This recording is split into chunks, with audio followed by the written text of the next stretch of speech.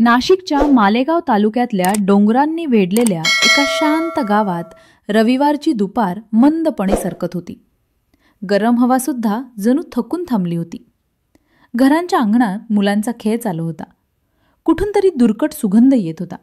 पण गावाच्या काठावर असलेल्या एका छोट्याशा घरात आनंदानं बागडणारी 3.5 वर्षाची चिमुकली तिच्या खेळण्यांमध्ये गुंग होती. हात मातीने माखलेले, डोळ्यात निरागस चमक आणि चेहऱ्यावरचं ते बाळपणाचं हसू जणू संपूर्ण घराला उजळवणारं तिची आई घरात काम करत होती. नवऱ्याचं कामानिमित्त बाहेरगावचं वास्तव्य आणि शेतात गेलेली सासू सासरे यांमुळे घरात ती दोघीच. तिच्या मुलीचा खेळ चालू आहे हे जाणून आई निवांतपणे काम करत होती. अधूनमधून दारातून बाहेर नजर टाकून तिला पाहायचं आणि पुन्हा कामात गुंतायचं. पण दुपार हळूच संध्याकाळीकडे वळायला लागली तसं आईनं पुन्हा एकदा बाहेर पाहिलं. अंगण रिकामं. कुठे गेली असेल? शेजारीच असेल असा साधा विचार करून तिने नावानं हाक मारली, पण प्रतिसाद नाही. क्षणोक्षणी चिंता वाढत गेली. आवाजातली घाई आता घाबराटीक बदलू लागली.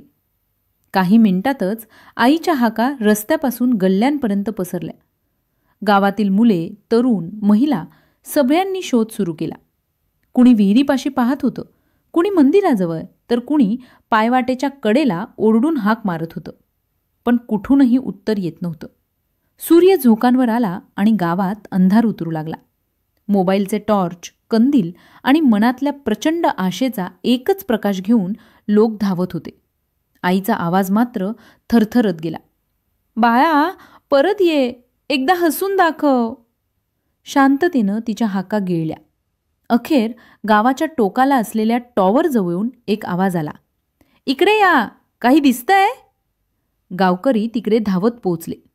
झुरपांच्या मधोमध टॉर्चची रेषा फिरली आणि त्या प्रकाशात एक दृश्य समोर आलं. गावचं हृदय क्षणात थांबलं. ती चिमुकली तिथे शांत पडली होती, जणू स्वर्गात झोपी गेलेली. आईचा हंबरडा गावभर घुमला आणि त्या एका क्षणानं सर्वांच्या मनातलं दुःख संतापात बदललं. पोलिसांनी पंचनामा केला. तपास सुरू झाला आणि गावकऱ्यांचा राग थेट आकाशापर्यंत पोहोचला.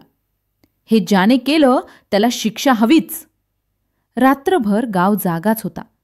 कुठे वेदना, कुठे रडणं, कुठे राग. प्रत्येक घर जणू एखाद्या जखमेप्रमाणे तडफडत होतं.